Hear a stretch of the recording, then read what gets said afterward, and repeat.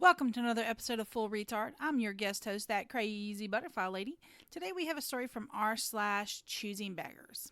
How dare you not give up your house for me? This was quite a few years ago now, but when my wife and I first got together, but before we tied the knot, we got kicked out of our rental because our crappy landlord didn't want to renovate after we found black mold in the house. We ended up living with mother-in-law for around 6 to 8 months. My wife was working for Walmart at the time, and her paychecks went towards her car payment, bought before we were together, and child care for her daughter from a previous relationship. Since I had no rent and very few other bills at the time, I saved up a healthy chunk of change pretty quick as the assistant manager of a fast food joint. Between that and my already healthy savings, we had around 15,000 saved up, which was more than enough for the down payment on a house at the time. So we decided to start looking. Sorry if this seems like unnecessary background information, but it sets the stage for our choosing beggar.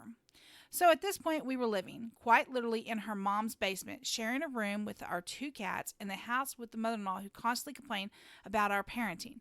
Part of the reason I saved up so quickly is that I regularly picked up extra shifts just to avoid going home. So needless to say, we were very enthusiastically looking for a house.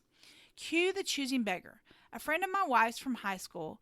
I think she had at least 2 kids before graduation and was on her third or fourth baby daddy, 6 kids from at least 3 or 4 different fathers, or something along those lines. Well, apparently she had seen my wife posting on Facebook about house hunting and reached out to my wife asking for some financial assistance with some groceries and bills. So my wife, being the kind person that she is, offered to take her out grocery shopping for some necessities. Choosing beggar's response: "No, that's not what I need. I need 5,000 to pay these lawyers and medical bills. I know you have it since you're talking about buying a house." My wife, of course, flat out told her no. Thankfully, since our finances were still separate at the time, she was able to use the excuse that it wasn't even her money to get the choosing beggar off her back, and she kept saying how she was good for it and would pay us back before we had to make a down payment. Yeah, right. So, firsthand, on the mother-in-law experience, been there, done that. Had to live with my mother-in-law for about 6 months after we sold our place. That was a whole nother story. Um, and it was like, let me just say, terrible.